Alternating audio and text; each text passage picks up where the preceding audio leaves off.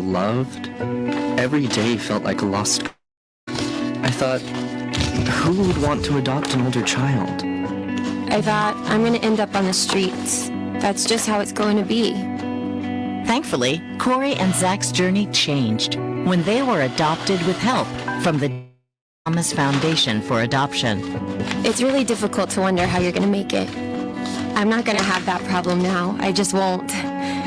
Because I have a family. Today, Corey and Zach have bright futures. But every year, thousands of youth age out of foster care with no permanent family. 10 seconds. Safety net. Learn more at davethomasfoundation.org. We can change the world, change the world, change the world. We can change the world, we can change the world, change the world. This is the Santita Jackson Show. War and hate to a place of love, it's not too late. Gotta save the children, we can't wait. Let's change the world. I am breathing. Hey everybody. Welcome to the Santita Jackson Show. It's May 22nd, 2023. That's old Helga in the background pumping out some stories for you. I'm Santita Jackson. This is WCPT 820, the nation's largest progressive talk radio station, and AM 950 radio, the voice of progressive Minnesota. I want to talk with you today about default. It seems like it's a little different this time, everybody. And as we're looking at cutting corners and, who's going to get cut, well, the poor are going to get cut. The poor are going to get cut. But so when I was watching 60 Minutes last night, I was struck by this story about Pentagon waste.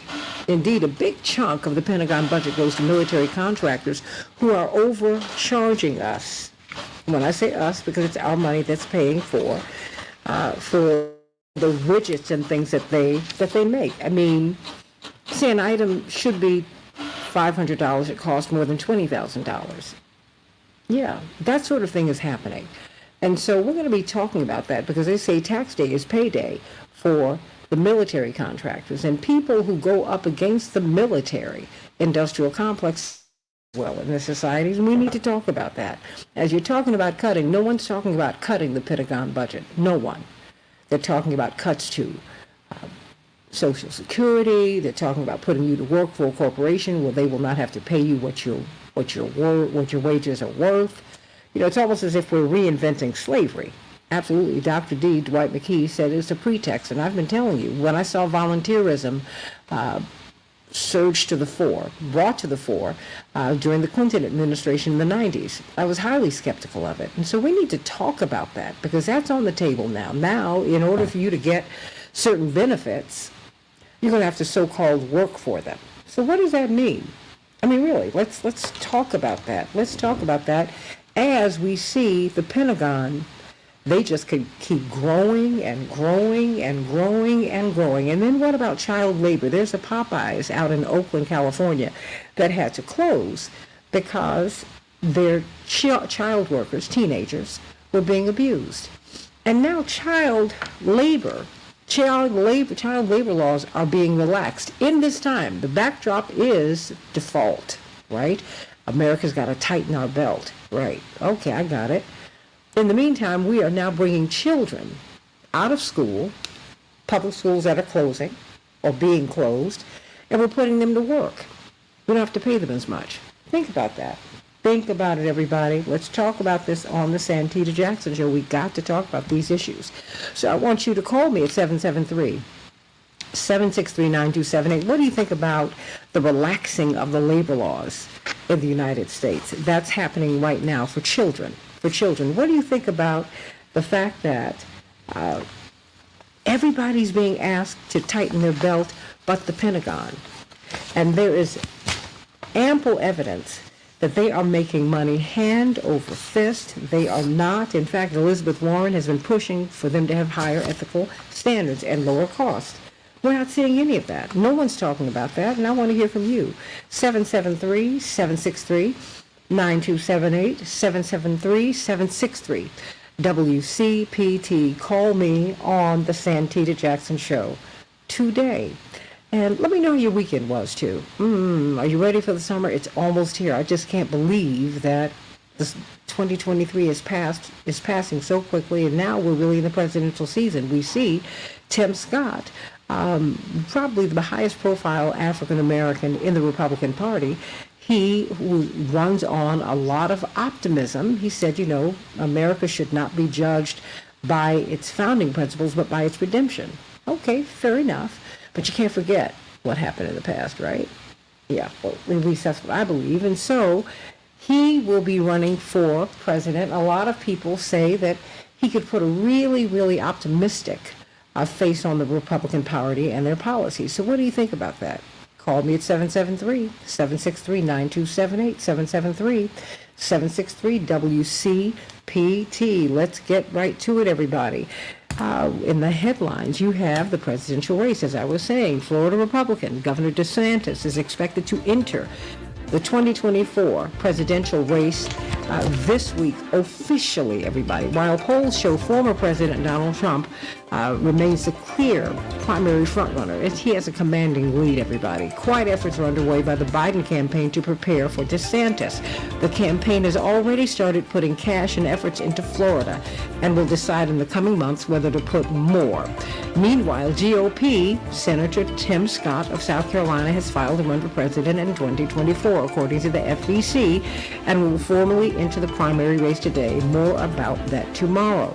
President Biden and House Speaker Kevin McCarthy are set to meet again today as the clock winds down on the nation's debt ceiling drama on Sunday. Biden issued a stark warning that congressional Republicans could use a national default to damage him politically. They just might do it, everybody. What do you think? Call me at 773-763-9278. Do you think that the Republicans will push us into default? And will it be just the Republicans? Yeah, you know me, I'm always thinking, just trying to figure out what the politics of this, but the president did issue that stark warning. Unless a compromise to raise the government's borrowing authority is reached within days, the U.S. could lose its reputation as the stable anchor of the global economy. That would be catastrophic, and we would all take a hit. We would all see a diminishing of our living standards. What do you think about that, everybody? A SpaceX rocket carrying a former NASA astronaut and 3 paying customers took off from Florida on Sunday. The crew is embarking on a week-long stay aboard the International Space Station, marking the second all-private mission to the orbiting outpost. The SpaceX mission, in partnership with Axiom Space, is making history on a few fronts. On this voyage, stem cell researcher Rayana Barnawi became the first woman from Saudi Arabia to travel to space, and former NASA astronaut Peggy Whitson became the first woman to command a private space flight. Good for them. And those are just some of the headlines on the Santita Jackson Show. In the meantime, today in Chicago, it's going to be a beautiful spring day, 70 degrees. And in Minneapolis, St. Paul, 81 degrees. Getting into summer territory, everybody. Clear with periodic clouds. In the NBA, the Heat lead in their series 3-0. Will they close it out? We're going to see, everybody, but not tonight.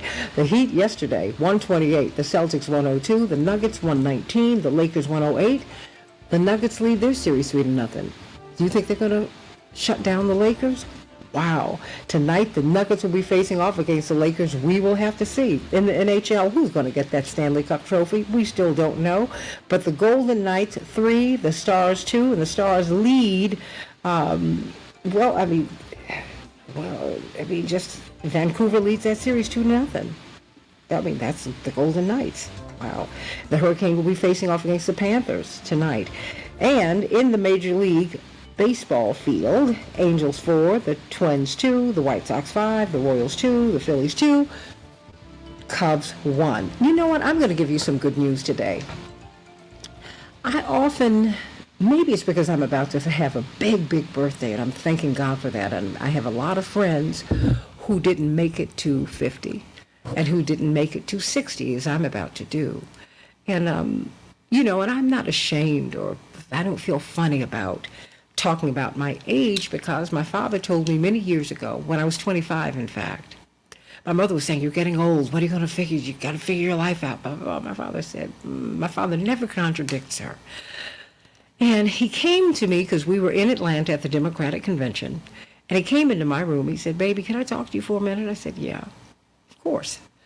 He said, happy birthday. And every birthday that I have, what my father does is go through the day that I was born.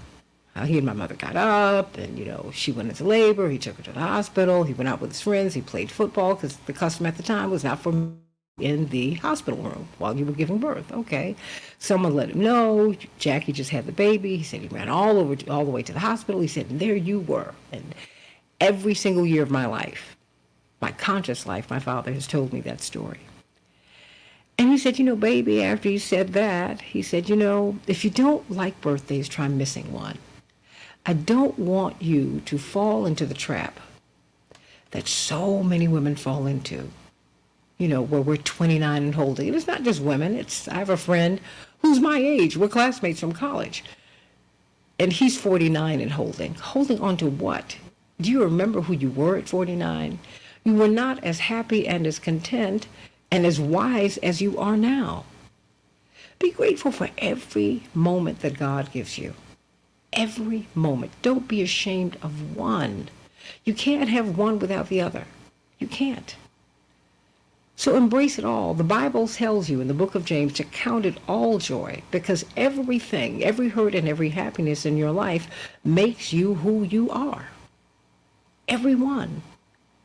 Every year, every day, every moment of your life will make you who you are. So embrace your time and live your life and toast your loved ones who have gone on. Because indeed, as I've buried 4 of my dearest friends in the world, the friends that you have who you call and you say, can you believe this happened to me? These are like the only people in the world you can really talk to. And they're gone, but they finished their work here. When I was looking at their obituaries, at their services, and I obviously went and I sang and ministered in my own way, I said, well, they're done. I looked at how full their lives had been, and I want that for you. I want that for you. I want you to live your life. Do your thing. Do it. Live, live, live, live. Live, live, live, as Auntie Mame says in that wonderful movie. Just live, live, live, live. And don't hold on to 29. Don't hold on to 19. That's going backwards. Move forward. Continue to reach upward. Continue to reach outward. Be big. Be big. If you don't like birthdays, everybody, try missing one. God bless you, everybody. Know that is just some of the good news today. Dr. Shanina Knighton, it is always a joy to be with you, my dear sister. How are you today, Miss Infection Preventionist Extraordinaire? I'm doing pretty good. How are you? Oh, honey, I am doing fine. What's on your mind today? Every time I go into your social media, I'm always struck by just something that you tell me, And I think your latest post, I see a young woman who's rubbing her temples, and she appears to have a headache. It seems, and I think we ignore a lot of little things, and then they become big things, and they become much harder to manage. Is that true? We do. And that is it's honestly a snowball effect, and we don't realize that without us actually being able to release, and when I say release, meaning having some sort of outlet in order for us to be able to decrease our stress, then we are aware of how it's taking its toll on our bodies. And I continue to talk about that all the time when we think about, like, let's say you're having a headache. Some people, it may impact their GI system or their stomach when they're being bothered. Others, like stress, does a lot. I talk about it in terms of like the immune system. I talk about it from the standpoint of just listening to your body just in general. And that's just something that we need to do better.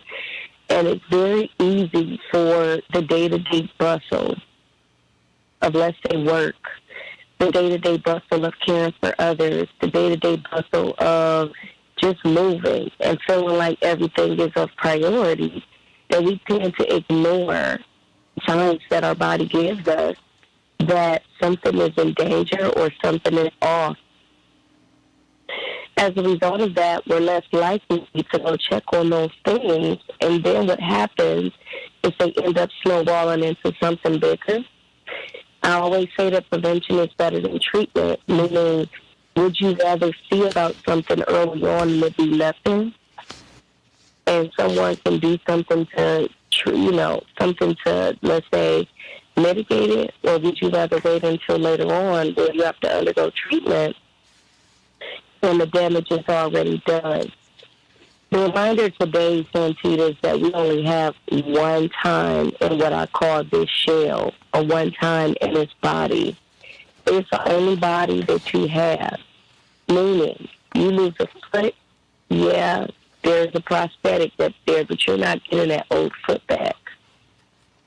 When your heart goes bad, it's hard for there to be reversal of the damage that is done. Same thing with our lungs and everything else that we have. And so the goal is because we understand that our body is our temple. It is the only body that we will have. How do you take care of it now so it will take care of you later?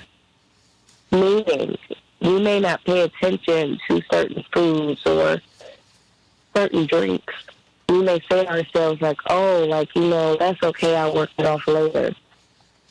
We think about that in our mind, but our body is processing it already as a chemical. It's a chemical reaction. So while we might not be able to see the outward damage, we might not be able to see the expression of what those consequences look like right away. Just understand that your body, being the chemical makeup that it is always having a chemical reaction. And you have to ask yourself, is the reaction that's going on inside of my body good? Or is it bad because of what I'm consuming, because of what I'm ingesting, because of what I'm inhaling, or because of what it is that I'm absorbing? I say that because the body has multiple ways in which it can come in contact with things. It's not just about eating all the time. It can be environmental. It can be because you're, in contact with something physically. So we really have to think through what are the different modes that our body comes into contact with germs. How does our body come in contact with different chemicals? How does our body come in contact with things that we know may not necessarily be good for us, that may have damaging effects? When we look at the cancers that are happening, when we look at a lot of the conditions, and it's, I don't know how I got that, we really have to pay attention to everything that's around us and everything that is going inside of us, including our food, including words, including stress. I understand people watch the news. Sometimes you have to know when too much is too much. This is all taking the toll on our health at times, that if we're not paying attention to what's happening, going into our bodies, going into our minds, going into our spirits, it's so many different things, Santita, then we're not being the CEO of our own health and making decisions that are best driving us to our next best year in our life, our next best moment in our life. Instead, it's us waiting for the other foot to drop. Instead, the best way to think about it is how do I make sure that I'm preventing bad things from going into my body, from going into my mind, in order for me to know that I'll have a good experience later on that you may not necessarily see the results from right away. Everybody, everything counts. Your emotional, spiritual, physical, mental life, they're all one. They're all one. And please take good care of yourselves. Take good care of yourselves. The environment, that's why we're all environmentalists. We need to make sure that we're living in clean areas. You know, in Chicago, Illinois is a plain state, and yet we have hilly areas. Those are toxic dumping grounds. And no one should have to live there. No one. No one should live in a food desert in the United States. Come on. Think about that, everybody. Sending you so much love, Dr. Shanina Knighton. Hey, Dr. Nina, HeydrNina,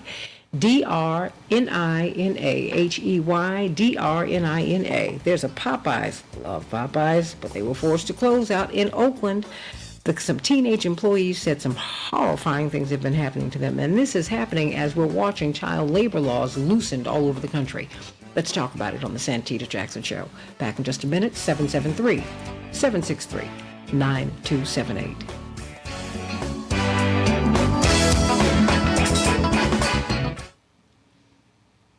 Dr. Shanina?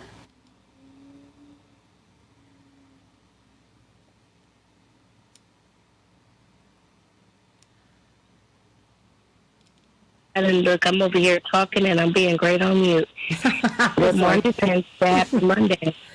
Oh, gosh, bless your heart. Oh, boy, bless your heart. How you doing? I'm doing okay. Look, it's definitely a Monday, huh? You know, and I had a very, very long day yesterday because I was up at 2 on Sunday. And, because I took a nap and then I just said, I've got some more work to do. And, and I was out the door by about 6 because, I do a radio show on Sunday. And I don't just do the show, everybody. I produce it. I'm the EP there, producer, researcher, all of that. So you always have to make sure your guests are lined up and all of that. And, it is what it is. It's the job. And, and I just kept on going yesterday. And, oh, boy, I felt it last night.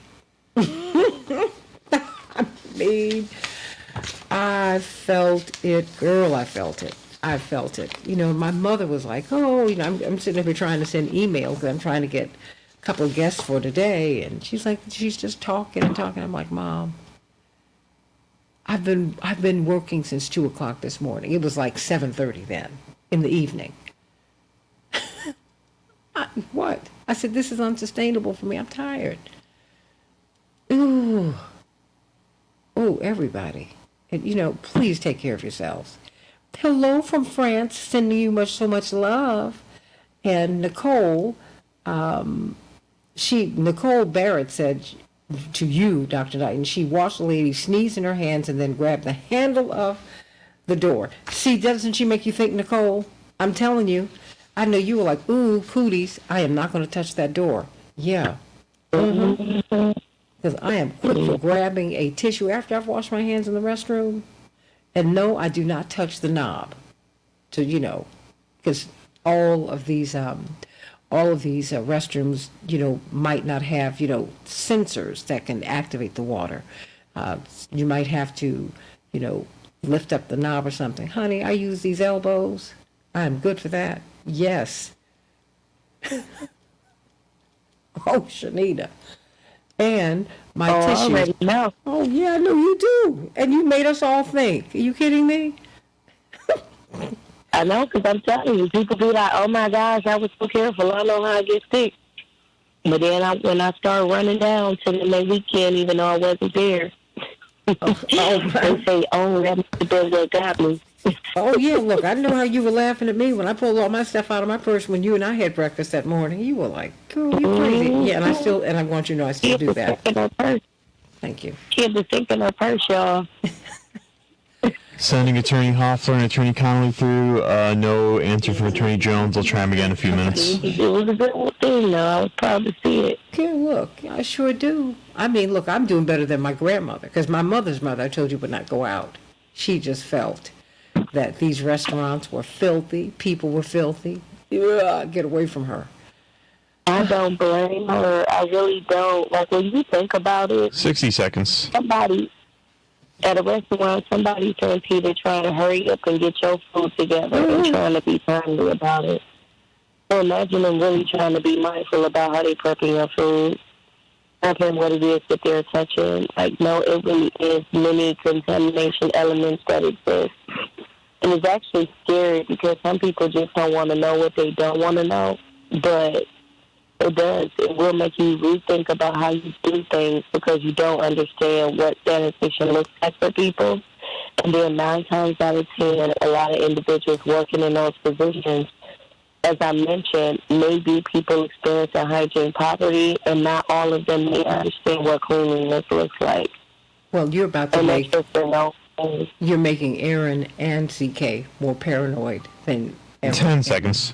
So, just want you to know. You're I frightening. don't want to do that, but I'm telling you, They're right here. I've seen it. And I told you some places I go. Oh, Can change the world, change the world, change the world. We can change the world, we can change the world, change the world.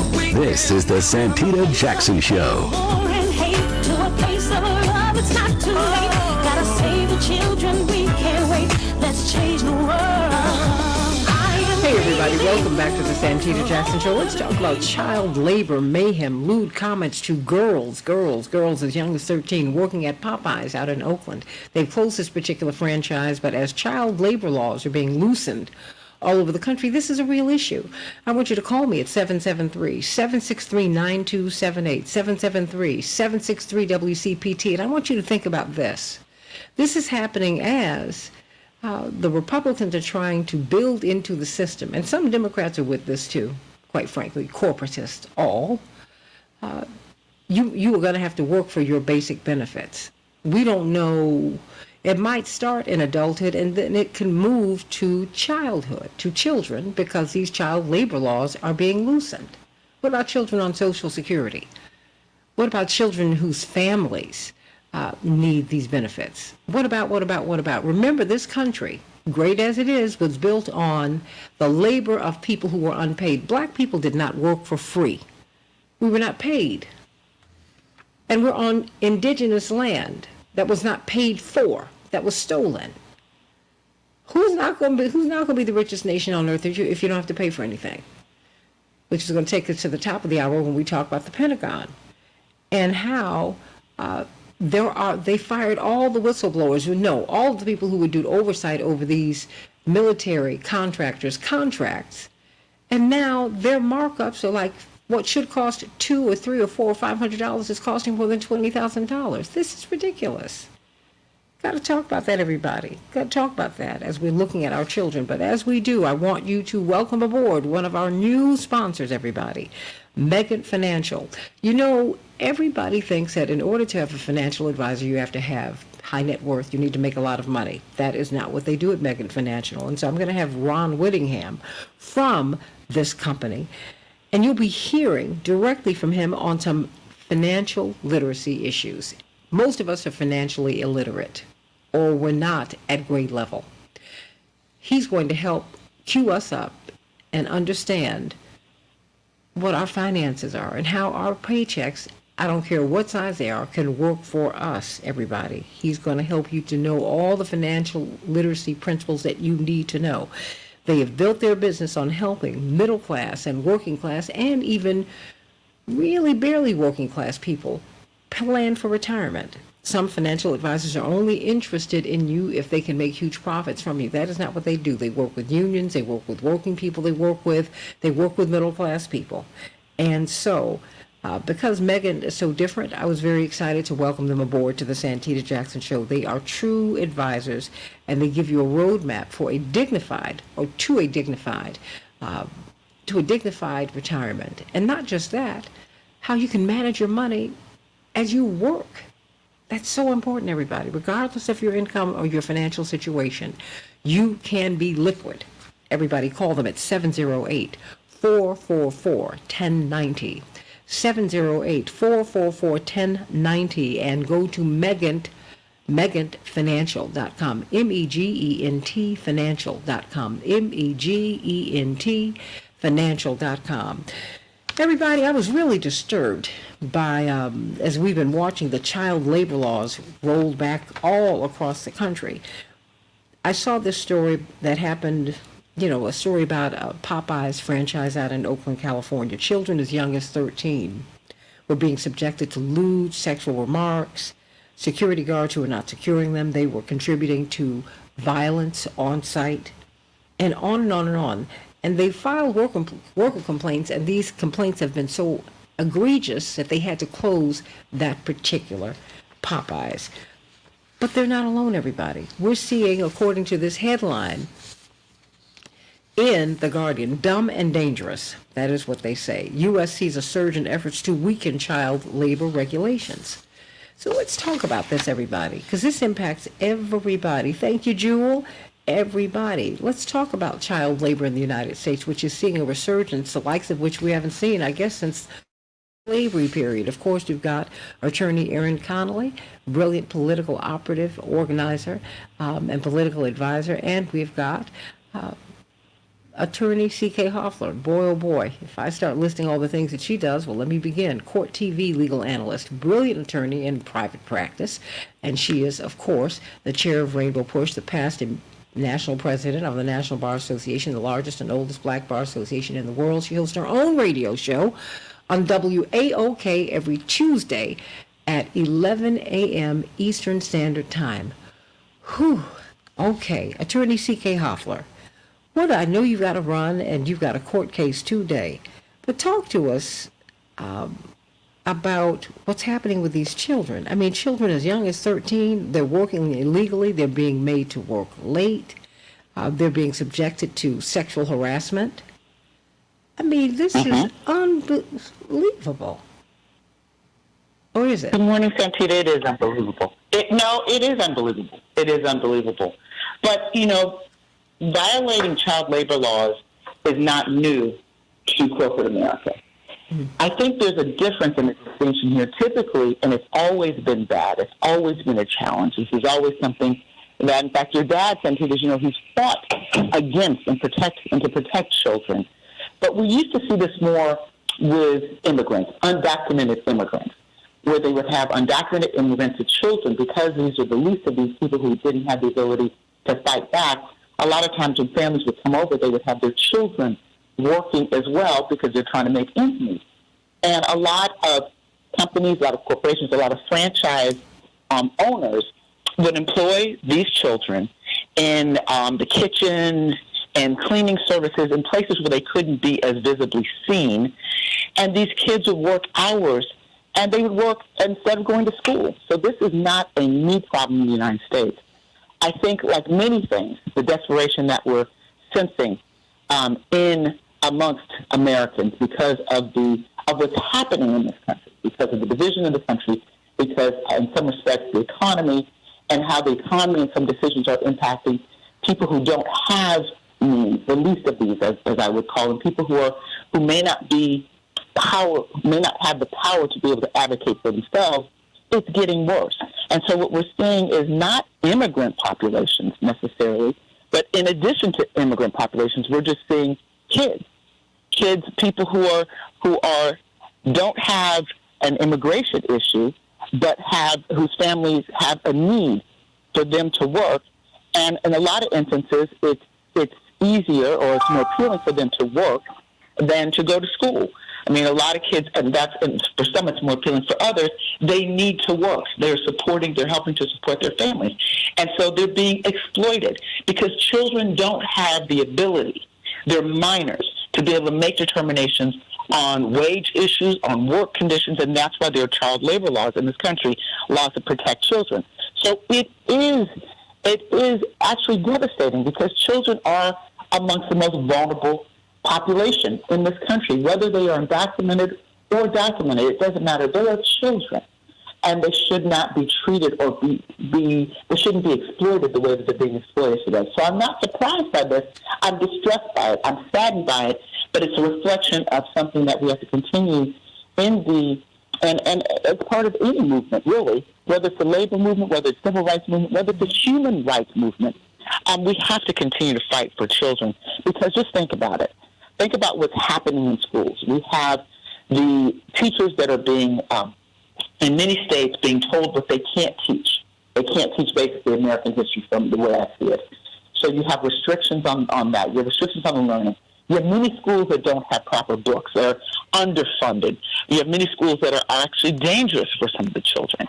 And with all of this going on, then you have companies, corporations that are taking advantage of child labor. So this is something that we really, there are laws on the books. This is not something where we're divided as a country, and it definitely shouldn't be, but it's not typically, most people would say children should not be exploited in the workplace.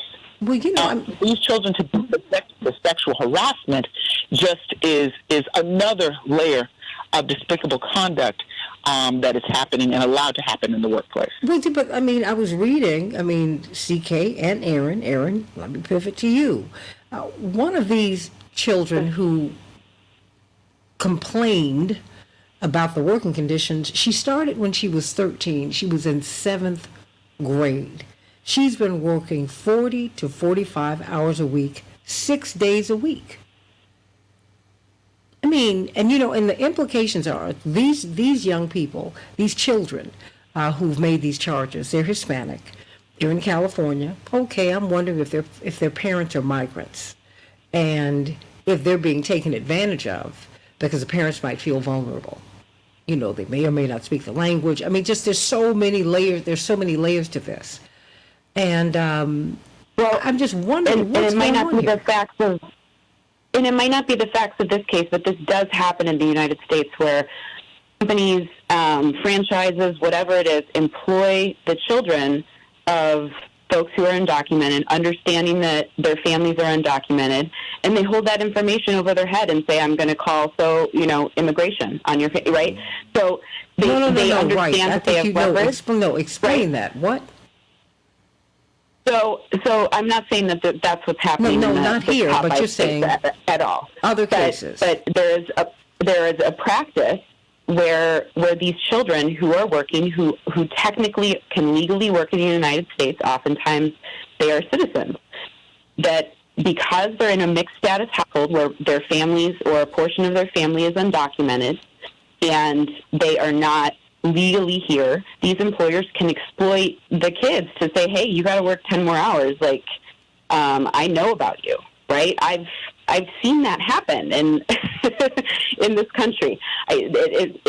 And these children don't have the maturity, the mental capacity, the education and understanding of what their rights are to advocate for themselves, nor do they have the confidence or ability. And what we see right now in many states throughout the country is the rolling back of the protections that have been on the books for years, as CK said. This is not something we need to debate. Children should be protected. When children work too much, when they are in environments where they're poisoned, where they are undermined in, as you said, sexual harassment, their safety is often at risk. They're put in with dangerous chemicals in some of these jobs where they're cleaning factories and doing work where they're actually dangerous conditions as well. So that has an impact on their physical development, their mental development. And we look at the mental health crisis for our youth in the United States right now. Things like this do not help the situation. And when the states are saying, we are codifying this, it is now our value to lessen the protections on children, to roll back parental notification and permission requirements even. So the kids can sign up for a 40-hour-a-week job at some point, and their parents don't have a say or even a right to have notice from the state. And we're saying that this is okay. So there's a lot of concerning pieces here, but the fact that this is state-sanctioned, that these corporate entities have the power, most likely through their ALEC lobbying efforts, to influence these legislatures to make these decisions that are clearly dangerous, and we have years and years of well-documented studies showing that kids who work more than 20 hours a week are at risk of not pursuing higher education or additional vocational training, that they're at risk for other types of risky behaviors, right, because they're in an adult life as a child. And that needs to be limited and monitored, and the enforcements are also being rolled back for violations, right? So even when you do violate laws on the books, the teeth of the punishment is much less. So the companies are more likely to just take it as a cost of doing business. Well, I'm trying to figure out what's going on here, CK.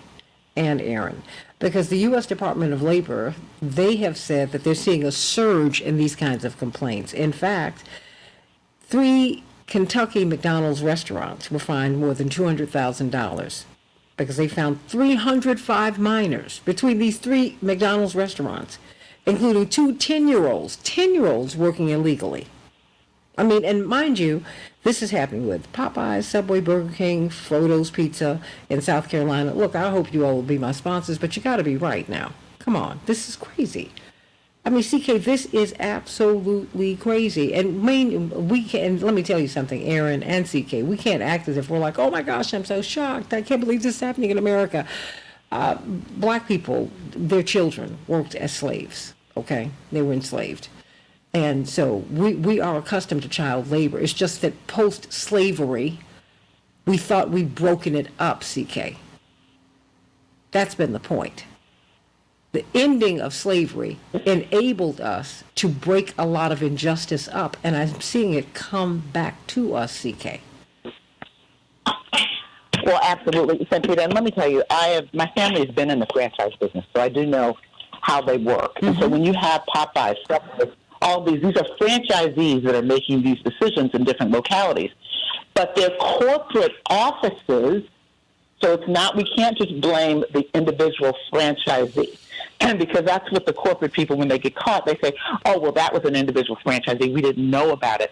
That is negative. That's not true. They're very aware of it because when you're a franchisee, you've got to report.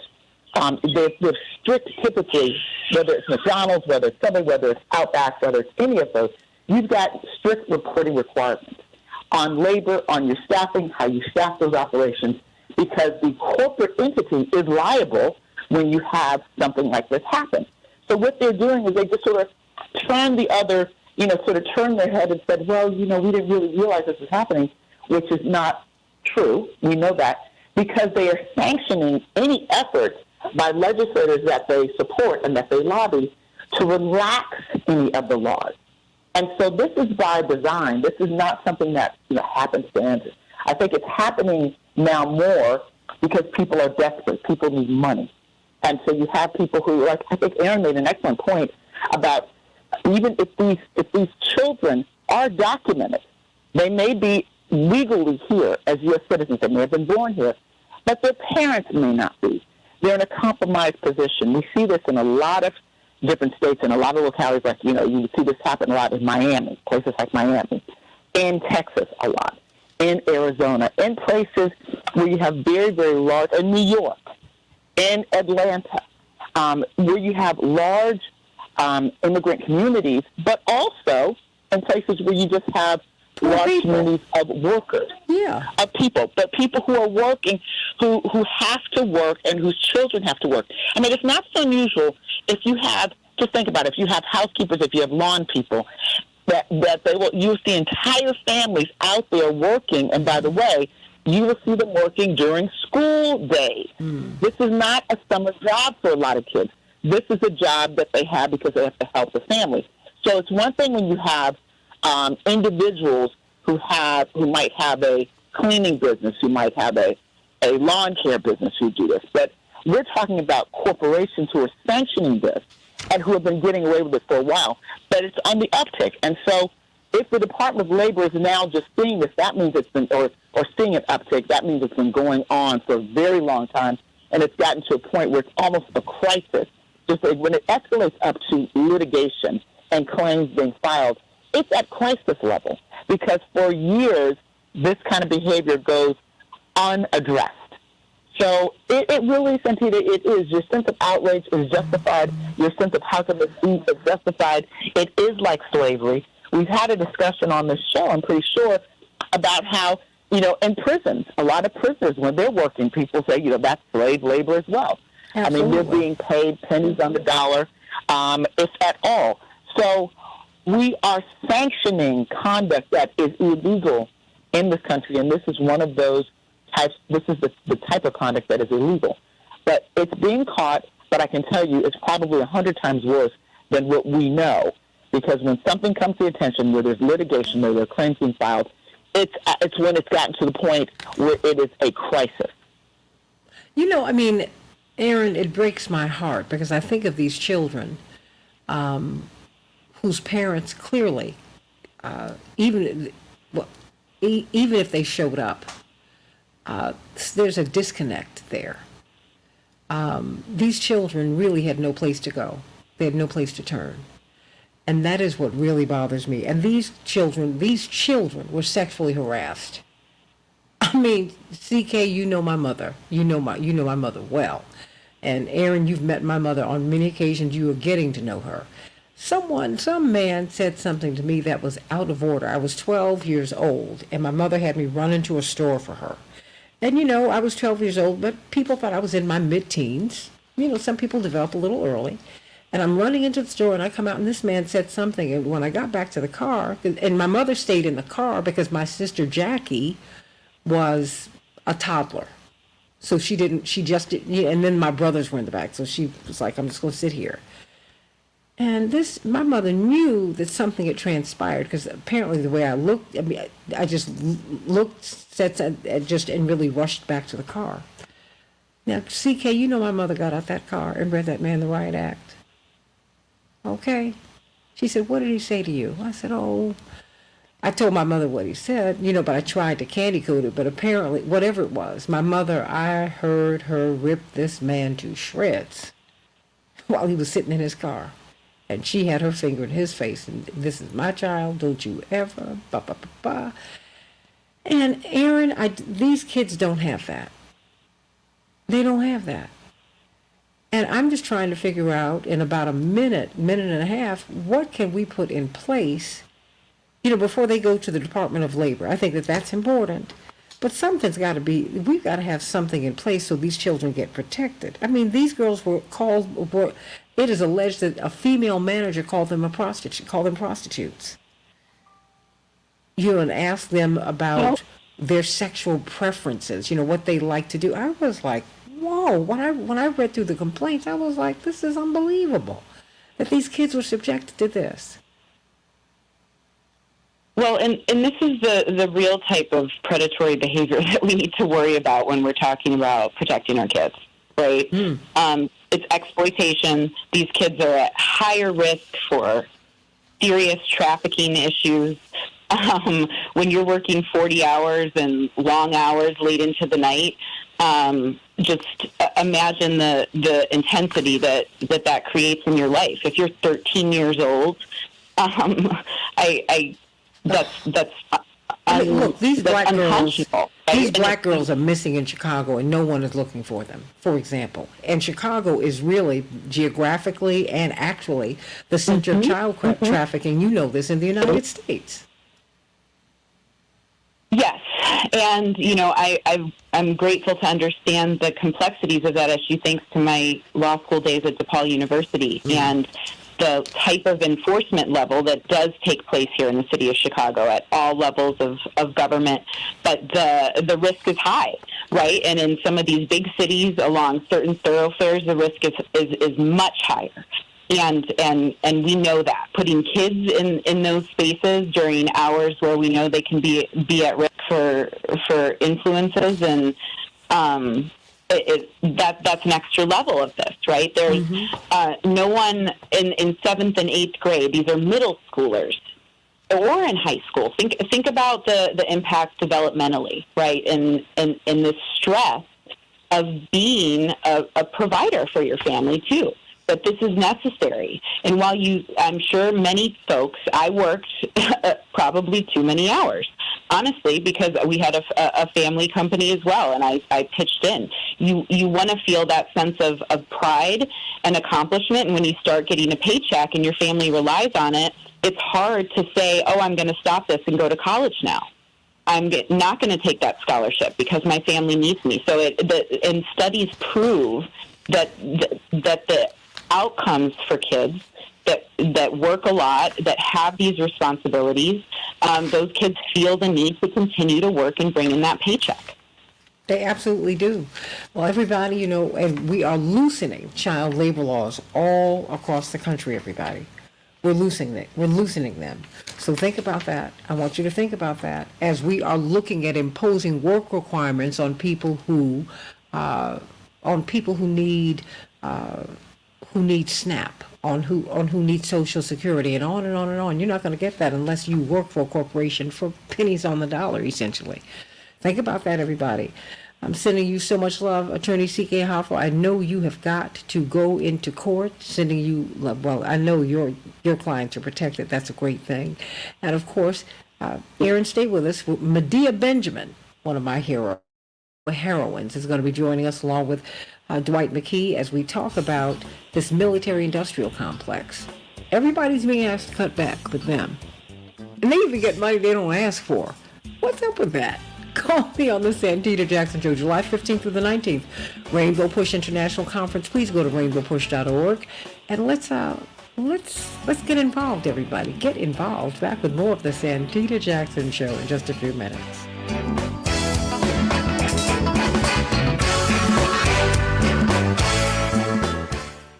Whew. Oh, Aaron, it's too much. CK, sending you much love. Okay. No, you told me you were running. You told me you were running. I'm trying to be faithful to it. Now, I'm not going to hold you like Reverend does. Appreciate it. All right, Santita. So we'll talk soon. No, okay. I need to. You right, let me know. Aaron. Let me know when I can call you. Because, in fact, I just spoke to... I'm available like after 11 o'clock today. Today's a busy day, but I can move things around, meaning I'm... 11 your time? Work right on 11 o'clock my time, so 12 noon your time. Okay. Yeah. 11 your time. That's 10 my time. 10 your time. Yeah, I got it all back. No, honey. No, okay, I have an interview, a couple of them, so I will call you. Okay. All right. And I'm always, later at night. That's always good. Okay, later, like after 8, 9? After 8 or 9, yeah. Okay. And then I hate to say it, but 5 a.m., what time is that your time? Because that's when I'm up doing a lot of stuff. But we don't even need to talk about that. Okay. All right. Sleep hygiene. Okay. Okay. All right. Sending Medea Benjamin through. Okay. Oh, my heroine. I just have to ask this morning, Medea Benjamin, are you in jail today? No, I am not, Santita. I'm happily at home here with you. Oh, I mean, between you and Ray McGovern, I mean, you all give me whiplash. I'm like, do we need to go to Washington and bail them out always? I was a young woman who I want you to meet, Attorney Erin Connolly, brilliant political organizer and pundit. She's based here in Chicago. She's been active with Rainbow Push and with many organizations, and she's going to be with us along with Dr. Dwight McKee. But I need you to lead this, because I saw this 60 Minutes report last night.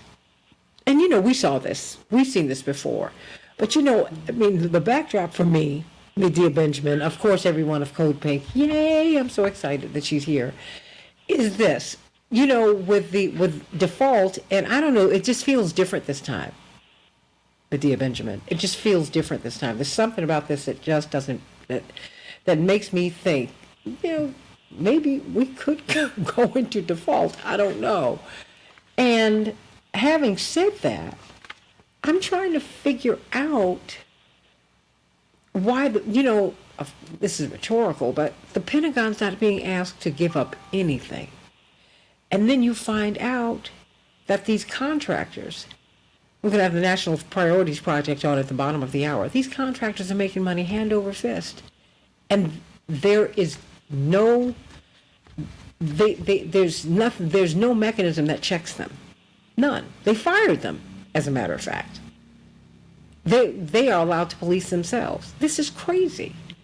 All this money that we're pouring into the Pentagon for what, Medea Benjamin? Why? Well, I was glad to see that 60-minute piece so that people get a little taste of, what is going on, because, like you say, anything the Pentagon wants, the Pentagon gets, and more. So then when you see how they are gouging the taxpayer, how these cost overruns are ridiculous. Even when they said in that piece that they were guaranteed a profit of like 15%, which is way more, than any business would be guaranteed, and that's not enough for them. They have to get more and 40. more. And I think it's important that the American taxpayers see this. Oh, yeah. I mean, no, you get a 40% profit. Are you serious? And it's Boeing, it's Raytheon. And then what the corporate media will do is parade individuals, poor people. Okay, you shouldn't hustle the system. I get it. But you parade them out here. But you don't parade Raytheon and Boeing and all of these corporations that have become these these incredible entities, so that the only players in the military-industrial space are these 5 or 6 companies. Oh, I am disgusted, but I can't. There's something in the air, because they felt that they needed to do the story. So I'm glad it happened, but boy. Well, I'm glad too, but it's interesting that it comes out now, because if it came out during the Iraq War, during the Afghanistan war, people would, really be angry. Now it comes out when the media has been telling the American public that these companies are the greatest, they're the saviors, they're going into way overtime to produce more weapons to send for this fight that we've got to be in for some reason in Ukraine. And so this the battle in Ukraine has really given them a facelift. So it is important now to see that when you get reports coming out like this, that people understand, is somebody making a profit from this war in Ukraine? Yeah, and they're making a really big profit. So 60 seconds. Maybe this will be helpful in making people see that the war in Ukraine is really a scam that companies like these 5 big ones want to see go on and on and on, because they're raking in the dough. Oh, it's a scam. It's a scam. Now, I don't want you to go to jail because you've said that, but you're on my show, so I'd be going with you. You know what? There's some things. And you know what? But everybody, you're not free when you can't say that. You're not free when you can't hear that on television. You're not free when Medea Benjamin cannot buy a slot on MSNBC or CNN. So think about your freedom.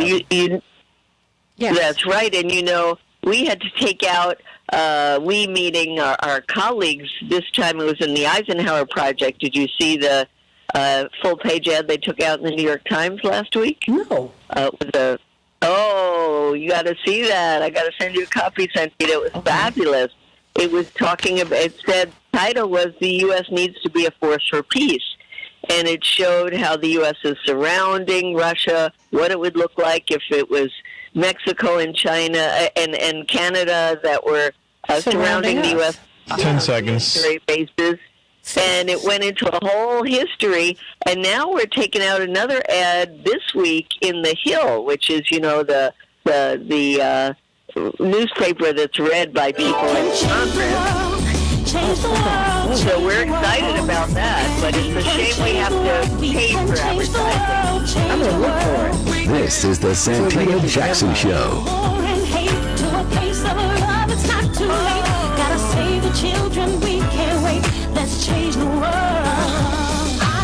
Hey everybody, welcome to the Santita Jackson Show. It is Monday, May 22nd, 2023, moving into Memorial Day weekend, everybody. Ooh. Summertime is upon us. Let's talk about default.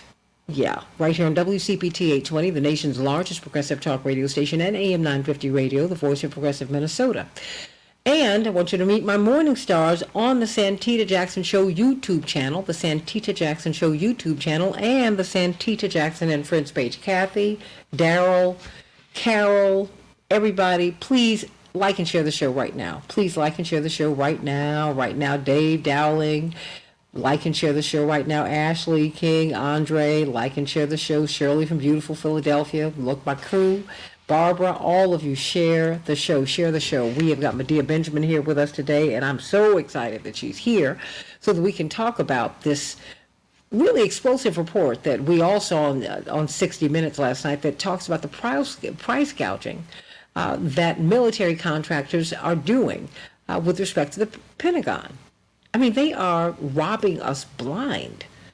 And we need to talk about that, as you know, as the Republicans and the Democrats are negotiating what they're going to cut so that we don't go into default, even though they're saying we can go into default anyway because President Biden is holding the line. Okay, hold the line. Why don't you ask the Pentagon to get up off these ducats? How about that? We're being overcharged there. We got to talk about that on the Santita Jackson Show. 773-763-9278, 773-763 WCPT. Here are some of the headlines. Florida Republican Governor Ron DeSantis is expected to enter the 2024 presidential race this week, according to CNN. Polls show former President Donald Trump remains the clear primary front runner, but quiet efforts are underway by the Biden campaign to prepare for DeSantis. In the meantime, GOP Senator Tim Scott of South Carolina, the highest-ranking African-American in the Republican Party, has filed to run for president in 2024, according to the FEC. He is poised to receive an endorsement from the number 2 Republican, Senator John Thune. We will see. This is going to get to be pretty interesting. President Biden and House Speaker Kevin McCarthy are set to meet again today as the clock winds down on the nation's debt ceiling drama. On Sunday, Biden issued a stark warning that congressional Republicans could still use a national default to damage him politically, and acknowledged that time had run out to use potential unilateral actions to raise the federal borrowing limit. It wouldn't just damage him, it would damage all of us. Our standard of living would be diminished, everybody. Think about that. A SpaceX rocket carrying a former NASA astronaut and 3 paying customers took off from Florida yesterday. The crew is embarking on a week-long stay aboard the International Space Station, and they're making some history, everybody. Rihanna Barnawi became the first woman from Saudi Arabia to travel space, and former NASA astronaut Peggy Whitson became the first woman to command a private spaceship. Good for them, good for them, good for them. In Chicago, we're going to have a high of 70 degrees, partly cloudy. Minneapolis, St. Paul, 81 degrees, clear with periodic clouds. In the NBA, the Heat lead their series 3-0. The Heat won 28 yesterday. Excuse me, and the Celtics 102. Wow, will they close it out? Oh, we're going to see. The Nuggets 119. Excuse me, and the Lakers 108. The Nuggets could close it out tonight. We will see. In the NHL, the Golden Knights 3, the Stars 2. Vancouver leads their series 2-0. And oh my gosh, I'm going to cough again. Excuse me, and the Hurricane versus the Panthers tonight. In Major League Baseball, the Angels 4, the Twins 2, the White Sox 5, the Royals 2, and the Phillies 2, the Cubs 1. Those are some of the headlines on the Santita Jackson Show. Before I get to Medea Benjamin, let me go to Brian from Joliet. Brian, what's on your mind?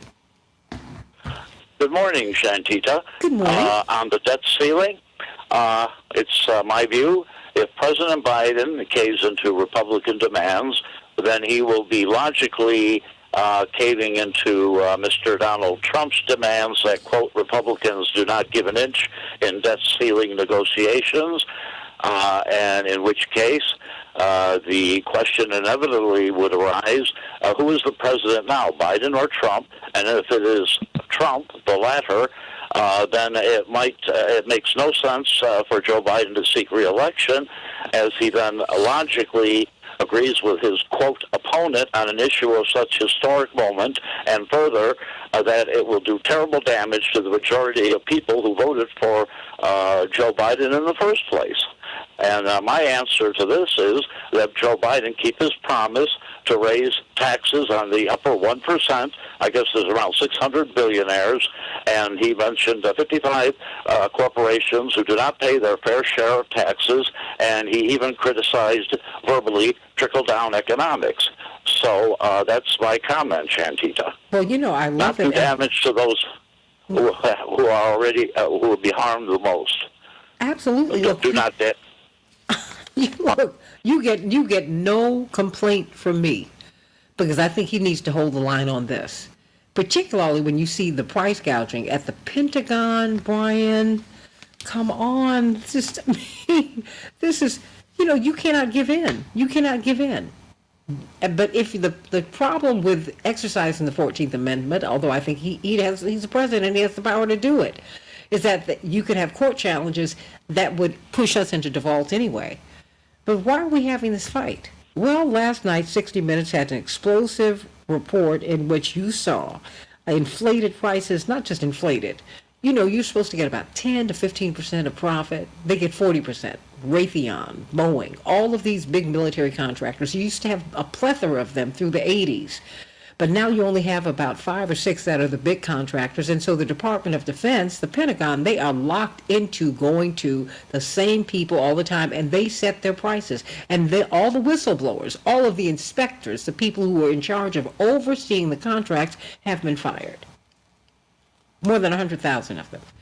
So, you know, leading this discussion, Attorney Erin Connolly stayed with us, but we have got Dwight McKee, Dr. D, and thank you so much, Dr. D, for telling me, brilliant social scientist, he said, you need to watch 60 Minutes. So I went online and got it immediately. And I said, let me call Medea Benjamin, co-founder of Code Pink, because this price gouging is a big deal, particularly as we're looking at default, and you have the negotiators at the White House looking at what it is that they can cut, Medea Benjamin. But somehow or another, this is a sacred cow. And they just make money hand over fist, and you're not even allowed to question them. Medea Benjamin, what did we see here? Well, we see how the contractors for the Pentagon really have the U.S. over a barrel because there's so few of them now, and they bid for these weapon systems low, and then they have these cost overruns that the U.S. government could do nothing about. I mean, you have nobody else to go to. You're in the middle of a contract for a huge weapon system, and they say, it's going to cost double what we said it's going to cost. Well, American taxpayer has to fork it over. We've seen this on the most expensive weapon ever produced, the F-35, where the cost overruns. It's now going to cost the American taxpayer over $1 trillion, over $1 trillion for this F-35 that we never even needed. And yet you can't just pull the plug because there are workers all over the country whose jobs are dependent on this, and so we just keep forking over more and more money. How is it that we have had they're not being held accountable? I mean, you have the so-called welfare queens and kings, you know, the people who hustle the system, and they're the big problem in America. They don't cost us nearly as much money as these military contractors, who are a significant chunk of the budget, by the way. Well, let's also talk about how the Pentagon can't pass an audit. So the Pentagon doesn't know where its money's going. Think of the $114 billion that we've sent to Ukraine already, and there's no audit of where that money is going. And as you say, we're talking about massive amounts of money that are going to these contractors. When we say $114 billion going to Ukraine, well, about half of that money is just staying here in the United States, going to those big five.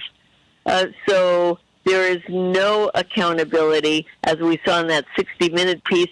The people who were trying to get a handle on what these contracts were, what were the cost overruns, how we could be holding them accountable, they've lost their jobs. And in the meantime, that just is a green light for these contractors to go full steam ahead and just keep charging us more and more than the original contract was for.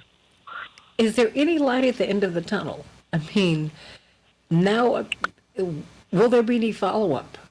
I mean, should Congress do? The Senate, the U.S. House of Representatives? Well, you know, in the case of Afghanistan, there was an inspector general who, for years, was putting out reports that were helpful. I mean, they didn't stop this, but at least there was some accountability in terms of where all that money was going. There's been calls for an inspector general in the case of Ukraine, but the Democrats and Republicans, the majority of them, don't seem to want to have any accountability for where that money is going. And in terms of the Pentagon, there's been legislation that says that the Pentagon would be cut by 2% unless they were able to pass an audit. And that we haven't been able to get the majority of people in Congress to agree to.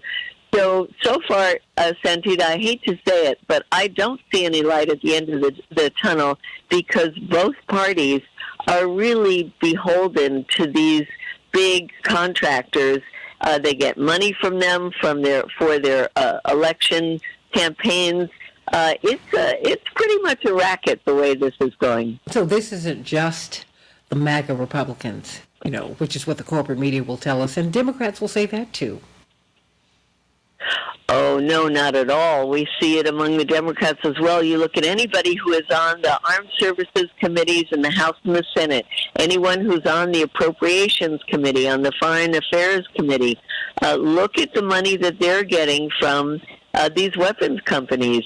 And you're going to have a guest on, I think, from POGO, you said, or from the National Priorities Project, yes. Oh, yeah. Well, they've done great work on this. But there's also the place you can look called OpenSecrets.org and look up your senator, your congressperson, and you can see more or less how much money they're getting from this industry.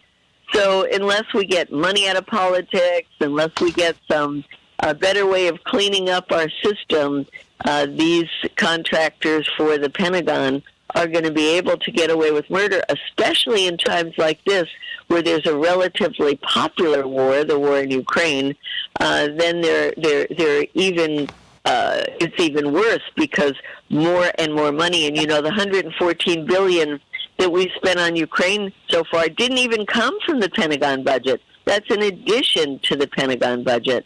So now is not the time that we're going to get the accountability we need.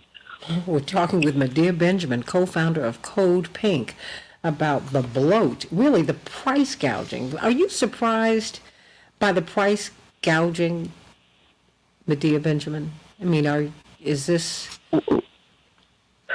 Not at all. I'm surprised that we get to see some of it in 60 Minutes, but I'm not surprised by it. We have a campaign to ground the F-35, to get rid of the F-35, because of the tremendous cost to the American taxpayer, again, for a weapon system that we don't need.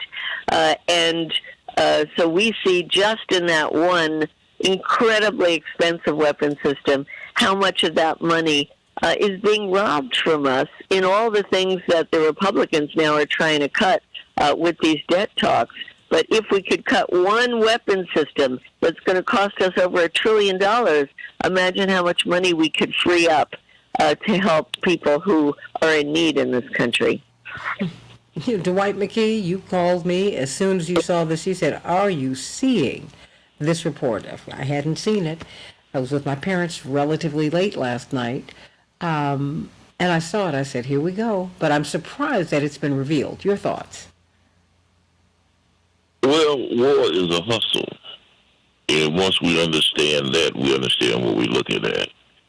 It's, and as long as, he says, they light, as long as the Rayons and the Boeing sponsor the talk shows, the service, the Sunday morning shows that deal with politics, most of them are sponsored by these companies. And so they are also always going to broadcast the party line. We are not being gouged. We're being extorted.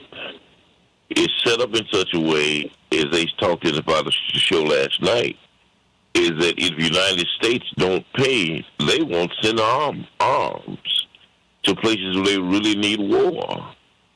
And so the country is being extorted by the military-industrial complex. And that's the only part of it. Not only are we being overpriced, paying triple, quadruple for a missile or a bomb, is the real hustle is now you need to blow that up so you can do it all over again. So what you need is you need a war to be able to justify blowing up these missiles so that then you can be re-invoiced for the new ones. That is the same cycle. You're looking for a war so that you can justify blowing up a missile so you can come back and recharge the Pentagon for having to make another one. This is the biggest hustle and one has ever seen. The only solution, in my opinion, is you need to deprivatize the military-industrial complex. The military-industrial complex should belong to the government. It shouldn't be private enterprise that the government pays for. These are mercenaries who give the bill to us to fight a war. They then go pay the politicians to sanction the war. They then go pay the media to justify the war. And they make more and more and more money. And then if they're not satisfied with that amount of money, because it's a monopoly, then what they do is they make these pretexts that we're looking at next week to take the debt ceiling and say we need to raise more and more and more money so that they can have that, and the poor people should be in a position to us for free and take the money out of the essential services for them so they can be forced to have to work for free. Mm-hmm. No. I was about to pivot to it's awful. I was about to pivot to Medea Benjamin, and Aaron, I'm going to get you on the other side of the break. Norma Jean wants to thank you for your work and for the great information. She said she's helping people in her own life, but she said, but trillions of dollars. She said the Acacians escaped here. They whipped them and beat them, kept them in the water, sent them back. Yes, they do. I mean, our priorities are just way off, and this money, I mean, you got to have a war in order for these people to stay in business. In the meantime, the country's being underdeveloped, Medea Benjamin. I mean, we're not spending any money on education. We don't do this. We restrict that. Health care, that's a primary driver of bankruptcy in the United States today. I mean, what's the answer? I mean, how do we get out of this? Well, I like what the suggestion in terms of the weapons industry, that it shouldn't be a private industry. It shouldn't be for profit, just like healthcare shouldn't be for profit. And it wasn't before. You know, in the U.S., it used to be the government would produce the weapons. It's after World War II, this becomes a private industry, and there used to be laws that said that you couldn't have war profiteering. Now we have to go back to that kind of thing. But, you know, I think it is important to recognize that it's going to take a groundswell from the bottom up. And when people hear about the kind of extortion, they get angry about it. But we have to turn that into efforts to demand that the people who represent us in Congress stop handing over 50% of our discretionary funds to the Pentagon. So in some ways, I think this debt ceiling fight is a good time to put this in perspective and say what needs to be cut is the Pentagon budget. You could cut it by hundreds of billions of dollars and still have plenty of money to defend the United States and then put that money into people's needs. And that's what we got to be fighting for. Well, you know, I want to thank you for always being with us. How can we be in touch with you, and what's the next move? I've got about a minute and a half. Is there any marches? I mean, we need to be involved. It seems today we need to. I think we're beginning to understand how important it is for us to be involved, Medea Benjamin. We can't be on the sidelines. Well, we're glad that Reverend Reverend Jackson's name is going to be highlighted in an ad coming out on Wednesday in the Hill, calling for peace talks in Ukraine, because we think we have to push to end that war, not to keep fueling the war with these weapons. And we are looking for people to join us on Wednesday to send that message locally to their representatives. And they can join us at peaceinukraine.org, find out how to join that, and join a growing movement to say we need to end the war in Ukraine, we need to cut the Pentagon budget, we need to put our money into helping people, not fueling wars around the world.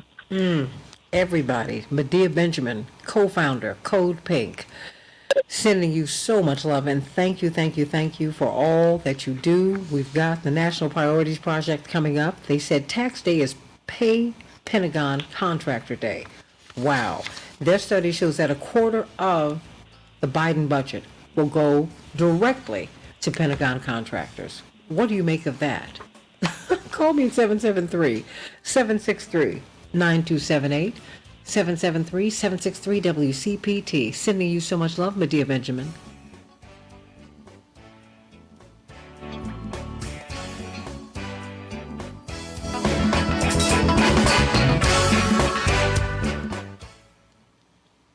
Aaron? Is Aaron still there? Yeah. Oh, okay. Oh, okay, good. Because I want you to speak to, we're going to have Ms. Kashgarian on. I want to speak with her to make sure that I'm pronouncing her name correctly. And, she did tremendous research that showed that a quarter of Biden's budget will go to the Pentagon contractors, to these people who were on 60 Minutes last night when you said, wow, look at these numbers. Oh, yeah. I'm going to have you react to that first. $400,000 for a shoulder-launched missile. $400,000. That was $25,000, right? Before. Sending Lindsay Kosgarian through? And that was a lot. Oh, come on. This is ridiculous. They are ridiculous. Ms. Kosgarian? Yes. How are you? Santita Jackson, how are you? I'm great. How are you? I'm doing great. Thank you for your fine work. I've got social scientist Dwight McKee with me and political organizer and activist, attorney Aaron Connolly. They certainly wanted to be with you today, and I just cannot wait for you to dig down into these numbers as we look at default, which is not our fault, but we're going to pay for it. That's right. And the Pentagon gets money they don't even ask for. Oh no, here's $100 million more dollars. Yeah. I'm like, who does that? And then all this is money to enrich a few people too? Oh no, we've got to talk about this. When I saw this some time ago, I said, I cannot wait to get her on. And then yesterday, I just couldn't take it anymore. So thank you for responding to my late outreach. Thank you. Thank you. Yeah, good. I'm glad to be here. Yeah, thank you for covering this. Absolutely. Hope this will not be the last time. Dwight McKee and Aaron Connolly, say hello to Lindsay Kosgarian from the National Priorities Project. How you doing, Lindsay? Good morning to you. Good morning to you. Dwight McKee is one of the founders of Operation Push, the organization that really preceded the Rainbow Push Coalition. And as a teenager, he worked with Reverend Jesse Jackson, but he's one of the few people, a diminishing number of people who actually got a chance to work at least tangentially with Dr. King in his Chicago campaign when they ran him out of Chicago. The mayor did do that here to Dr. King. We could never forget that. It was an awful thing. Oh boy, it's just too much. But thank you so much for being with us, and I'm just going to let you go right to the races because I'm so excited that you're going to share this information with us today. Get this here. Okay, very good. 60 seconds, everyone. Okay, thank you. Stand by, everybody. Oh, okay. Okay, we've got Bill from Edgewater who wants to talk about the veterans who get nothing. I hear you. I hear you, Bill. I hear you. Were you surprised by the 60 Minutes report? I've got about 30 seconds before I come up. Were you surprised that came out last night? No, I was not. I was not surprised. Most of it I'd heard before. I was not surprised by any of it. Were you surprised that they reported it? The problem is most people don't know about it. I was pleasantly surprised they reported it. It's starting to get more attention because of the push by Republicans to cut all the programs for poor people and for the rest of us. And so I think finally people are starting to pay some attention to where most of the money goes. Well, that works for me. Stand by, everybody. 10 seconds.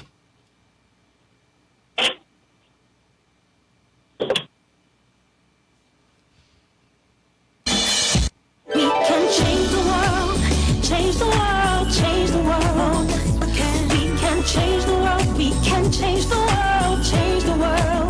This is the Santita Jackson Show. War and hate to a place of love, it's not too late. Gotta save the children, we can't wait. Let's change the world. I am green. Hey, everybody. Excuse me. Welcome to the Santita Jackson Show. Let's talk about default. Well, default. Whose fault is it? It's certainly not our fault, but the people are going to be paying the price for that. As this deal is being negotiated at the White House as we speak, we're seeing threats to programs that feed us. We're being told that we're going to be required to work if we need these benefits. What does that mean? Are we going to be working for low wages, no wages, which is how the country was built? And then what about the Pentagon? They get money they don't even ask for, everybody. Billions upon billions of dollars. And indeed, every area of government has to turn over the money that they don't spend back to the government. Everybody but the Pentagon. You can't make this stuff up. So I want to know what your thoughts are. Call me at 773-763-9278. And before, I came across this report. Tax day is Pay Pentagon Contractor Day. And will absolutely shock you that a quarter of Biden's budget will go to Pentagon contractors. A quarter of it. Yeah. People are making money off of war. So let's talk about this. 773-763-9278. The author of this fine report is Lindsay Koskarian, Program Director for the National Priorities Project. They do such great work. Before I pivot to you, Ms. Koskarian, let me go to Bill from Edgewater. Bill, what's on your mind, sweetie? Well, good morning, Santita, and all of your guests. I think, first of all, Dwight's analysis was right on point, very accurate. But one thing we notice is that the Pentagon, the whole defense, so-called defense issue, plays on patriotism, and we don't hear about the contractors. What we hear about, and we don't hear about the weapons, we hear about the troops.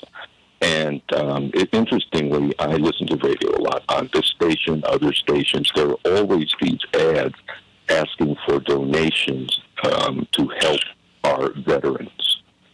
Sell your car for the veterans. Donate to this cause or that cause.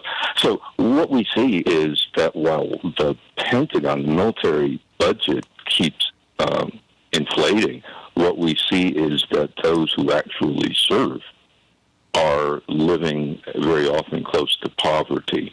And that contradiction stares us in the face every single day.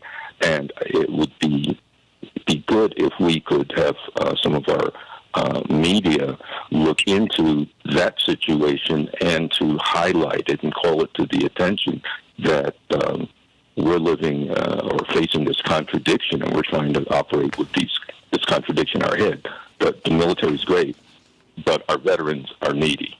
Oh, absolutely. You know, my father often says that, we love the soldiers. We love our troops, but vets, not so much. They're a burden. The VA hospital, yes. We're trying to figure out how we can cut. It's just awful. It's awful. It's awful. Once they have given their all, given their bodies, we put them in a trash heap. It's a terrible thing. And the people at the VA hospital work very hard. They don't get what they need. This is terrible. And we're not being fair to the soldiers because they're not really on a mission to defend democracy. They're not. And we need to be honest about that because, in fact, most of the weapons that are sold to autocracies around the world are sold to them by us. So let's chew on that for a minute. Thank you so much for calling. Thank you for calling. And everybody, I hope that you will be at our Rainbow Push On conference July 15th to the 19th. We will be talking about issues like those that Bill from Edgewater raised, that Brian from Joliet raised. And I hope you all will be at the convention too. Call 773-FREEDOM for some information. Lindsay Koskarian, who's the program director for the National Priorities Project, she has written a fantastic piece. A quarter of Biden's budget will go to military contractors. $1.6 trillion in discretionary spending includes an eye-popping, it's almost $900 billion for the Pentagon and the military, $886 billion, 52% of our discretionary spending goes to war and the military. And about half of that goes to Pentagon contractors. Lindsay Koskarian, welcome to the show. Talk to me about what we are looking at. Yeah, Santita, thanks for having me. So this discretionary budget, this is the same budget that Republicans are now talking about wanting to cut and add work requirements and all of these and cut programs for education and for childcare and for nutrition programs and for public health and all of these things. This is the budget we're talking about. But what they're promising that they will protect is they will protect the Pentagon budget and they will protect the Pentagon contractors, which are half of that budget. So it's a huge amount of money. They're saying that they're going to just set aside half of the discretionary budget and they won't touch it because that's what the Pentagon is, and then they're going to attack the remaining half. And I so much appreciate your caller, Bill, calling in to talk about veterans because one of the things we do every year is a tax receipt, and our most recent tax receipt, just for tax day in April, just a few weeks ago, we found that the average taxpayer is giving $1,000 to military contractors, and that's twice as much as they're paying for pay and benefits for our troops. So you can clearly see where the priorities are. And then when you think of things like the VA hospital having scandals in recent years and all the attention and scrutiny that they got compared to Pentagon contractors and the Pentagon itself, which gets next to no scrutiny, even though there are plenty of scandals to be found. Well, I mean, we're talking with Lindsay Koskarian of the National Priorities Project. Indeed, she's their program director. What prompted you to do this research that yielded this information? Well, since 1983, we've been watching the Pentagon budget and watching the discretionary budget to see what the balance of the discretionary budget was. And that's because in the 80s, President Reagan came in and we saw something that's similar to what we've seen in recent years with Pentagon budget going way, way up and cuts to other services. And we've seen the same thing through the 2010s and in recent years. So that's our reason for being. And we look at these things all the time. And what we know is that, as you said, half of this budget goes to the Pentagon every year. And it doesn't seem to matter whether we're at war or at peace. The end of the Afghanistan war, when the U.S. pulled troops out of Afghanistan, was the first time on record that the U.S. has ended a war and Pentagon spending actually went up. It should have gone down because we left a war and we were doing less, but instead the Pentagon actually got more money when President Biden pulled troops out of Afghanistan. And I so appreciate you pointing out that, the point of these wars, we're told that this is defending freedom, but that is not what these wars are about, and I so appreciate you pointing that out. Well, I mean, when you find out that nearly 60% of the arms that are sold to autocracies around the world, they're ours. We're the ones who are selling these arms to people who are not democratic. I mean, what a contradiction is that? We also have dozens of military bases in countries that are autocracies, and that's propping up those governments. It's giving them aid and support. It's giving them security to the autocratic governments. So we're kind of talking out of both sides of our mouths about this. Well, what about these military contractors? I mean, talk to me about them. How does this work? I mean, because you've got the welfare queens. I've been saying this the whole show. You got all these people, they hustle the system. You know, they're getting more food than they need on SNAP. Oh my goodness, Social Security, it's just a hustle, it's a hustle. But the biggest hustlers of all are these military contractors. A widget that costs $200, you're spending tens of thousands of dollars for it. I mean, I remember seeing this during the Reagan years, and it has not stopped. As a matter of fact, it has gotten worse. They have oversight of themselves. Who does that, Lindsay?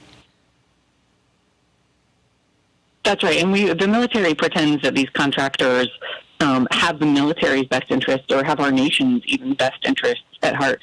But they absolutely do not. They are private corporations. And just like any other private corporation, just like an Amazon or a Walmart or any other corporation you can think of, their top interest is their profit and their shareholders. So that is what they are looking out for. And that's where you get the price gouging. That's where you get them getting these sweetheart deals from the Pentagon called fixed price contracts, where they get paid whether or not the work gets done. Wait, don't, you're going a little fast. They get paid. I don't want people to miss they that. get paid a fixed amount for the work that they say they will do.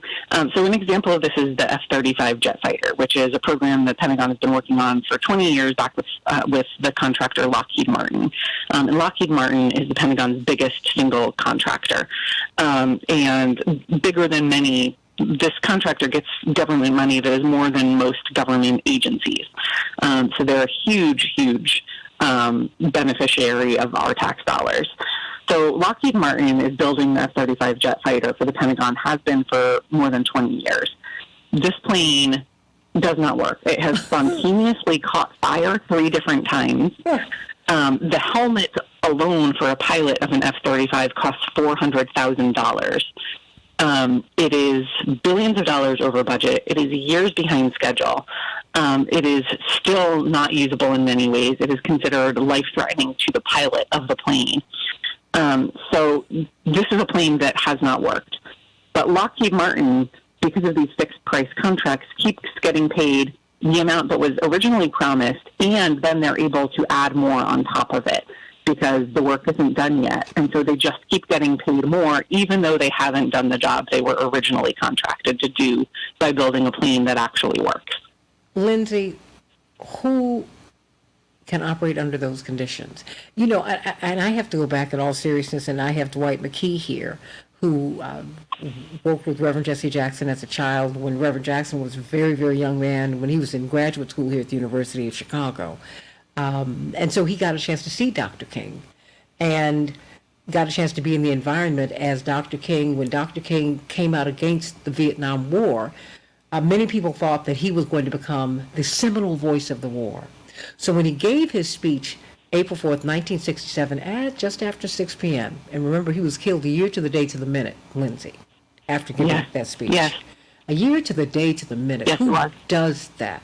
As he walked out of the pulpit, Reverend Dr. Wyatt Walker, brilliant theologian preacher, who was his chief of staff, looked at him and said, "Martin, you know you've just signed your death warrant." Many people say JFK signed his death warrant because he came up against the military-industrial complex. President Eisenhower said, "Hey, you better watch this military-industrial complex." And he was a general. He said, "Look, I don't salute. This is a civilian society. What we're doing is real dangerous, and this is new to the American experience, and it's going to impact us not just economically, but spiritually in every single way. It's going to change who we are. Don't let this happen, you guys." And here we are. Yes. And of course, Dr. King was the one who said that a nation that spends more on, I can't get the exact words, but a nation that spends more on its military than on its people is approaching spiritual death. Oh, yeah. And that is what the United States, that is a perfect description of us. That is what we do. We spend more on our military than we do on human needs and on making sure people have housing and food and a decent job and that their kids can go to school. I mean, it's a horrible thing. I want to bring these persons who wanted to hear you themselves today. Aaron, I mean, and we have to thank you, Lindsay Koskarian, for your work. I mean, because what you're doing is, you know, it's enlightening to us, but it's unpopular to many people. But until we hear the information. We're looking at default, Aaron, We're looking at default. We're still looking at it. They're saying, even President said, this could happen. But no one's going to touch this military budget, which is full of bloat. Aaron Connolly? Well, and we need to have some bold reactions to the bold story we saw last night that broke down these numbers in a way that the American public can visualize and fully appreciate, right? I think that was an important part of the piece, is that the way that it's presented, because these are astronomical numbers. These are complex issues. We are all we hear from mainstream media, and as you point out, many of these 5 defense contracting companies, which is not ideal in an antitrust scenario for any type of industry, right? That's getting dangerously close to some parts where you have collusion in markets, and you're at a dangerous point, and we see the results from that outlined in this report, and it's difficult as part of a military family, and understanding some of the testimony we hear in Veterans Affairs Committees, that our priorities, again, are not with the people. And another piece of this 60-minute story I found interesting was there wasn't mention of our greater good as a nation, of our democratic ideals being important. All we heard that is a priority for these 5 corporations is their profit. Well, there is no sense of pride or patriotism, really. It's about profit. They don't and we care. are pitched this idea that they are supporting the greater good, doing right by us, and defending democracy at home and abroad. Well, the reality is they're extorting us for parts so our helicopters can fly and get our pilots home safely. And that's what they're doing. And be clear, these people don't care. That's difficult here. Well, that's difficult to hear. As someone whose family serves in these positions in dangerous conditions, I'm from a military and then family. The lives of these folks are put at risk, right? So there's so many levels to this that is deeply troubling, and framing it in the debt ceiling conversation as we're on the edge of default right now, hopefully shines a light that hasn't had the same intensity before. I hope so. I mean, look, I'm from a military family. I get it. But the military, I think we've got to reframe this discussion too, because the only people sacrificing for America are not people who are in the military. We're a civilian society. Teachers sacrifice. Garbage workers sacrifice. The garbage workers, the same fight Dr. King had when he was murdered in Memphis, is still ongoing. They still are not paid what they deserve. The only way you serve America is not by picking up a gun. And certainly by these people who are, to me, they are traitorous, what they're doing. Dwight McKee, before I pivot back to Lindsay Kashgarian, your thoughts? 1/4 of the budget goes to the contractors, Dwight. Well, the problem is you have a privatized war machine that is in charge of war. Is that war should not be in private hands. It should be in government hands. That's what the first breakdown is. Mm-hmm. Is that one of the reasons that they wanted to keep the generals in Rome out of becoming Caesar is because they knew that the whole economy, when they became Caesar, would change, because they would then use all of the resources to find wars so they can have these glorious marches back to the city that conquered Gaul. And what you have in this situation is you have a situation where these private companies' interested is to find and perpetuate war for themselves and their stockholders so they can get the economic benefits. It has nothing to do with the interests of the country. It has nothing to do with protecting democracy. It is a bottom line industry, and it's going to feed on itself. And so we have to start by challenging our congressmen to go back to the original goals of the Constitution, which was to put the civilians in charge of of the Army, and that, which is why the soldiers even today is purportedly report to the president as a civilian and not as a military leader. That's the original goal of the Constitution, and we have to go back to that. Because as long as the wolves in charge of the hen house, they're going to eat the hens. That's what they do. Lindsay Kashgarian, National Priorities Project. Got about 5 minutes left. You've got all the runway you need. I mean, what do we do with this information? I mean, you see the 60 Minutes report. I see your report. These people are getting enriched. We're looking at defaults, and I had to frame this conversation in that context today, Lindsay, because I said, wait a minute. You're going to take food off of people's tables, food out of somebody's baby's mouth. But these people are hustling the United States of America. They're hustling all of us. They're stealing from us. They're stealing. And they're not being held accountable. And because they really own the media in part, you can't say anything. I mean, you can't even get this through the corporate media. This is awful. And to me, it's treachery. It really is traitorous. It is. So, I mean, where do we go from here with this information? It is. Well, I really appreciate Dwight's really key point that civilians need to be in charge of this. And one of the things, the U.S. was at war for 20 years in Iraq and Afghanistan. We still have troops in Iraq. And what we have is a Congress that has completely given up any responsibility for that. They authorized military force in those wars in 2001 and 2002, and they have not revisited the decision since. There have been attempts. There have been votes on pulling back the authority for one of those wars. There should be attempts to pull back the authority for both of them. It is time for Congress to end that. So what we really have is a Congress that has abdicated their responsibility. They've abdicated their responsibility for whether the U.S. can be at war, how long the U.S. can stay at war, where we can go to the war. The U.S. has had operations in more than 80 countries as part of the war on terror, and it's not over. We don't hear about it very much anymore in the media, like you said, but that's the fact. So where this problem has to be fixed is in Congress, and it has to be fixed by members of Congress having the courage to take responsibility for when and where the U.S. uses military force. And Congress are the ones who have control of the purse strings. It's in the Constitution. And they're the ones who have to pull back this outrageous military spending.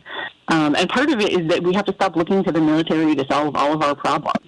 Every problem anywhere in the world, we want to send the troops. It's the only thing we have, right? We haven't invested in anything else. So Congress needs to fix that. We need to invest in other things besides the military and besides the use of force. And all of us can help and hold Congress accountable to doing that. All of us can call our members of Congress. All of us can join up with peace groups or join up with other citizen action groups that can make our voices heard about where these dollars are going. And that's what we need to really start changing things. And, of course, there's also the important role of shows like this where we can step past the mainstream media a little bit and really talk about these things. And I do give props to 60 Minutes for their segment, but it's only a beginning. We need to hear a lot more about this. People need to know that this is happening. People are hearing way too much about all sorts of other things that are not real threats, but this is a real threat. The fact that we are taking billions and billions of our taxpayer dollars and putting them into a military that is giving them to corporations that have their interests in their shareholders and in their profits and in CEOs that make millions of dollars, that is not where our tax dollars should be going. So we need to make sure that our tax dollars go into programs that keep our communities safe and that keep our families safe. And that's something that all of us can play a role in. It's making me question all of these wars, which I would do anyway, because I know, look, you complain about, you talk about democracy, but our bankers are the Chinese. They're communists. And our best friends are socialists, the British.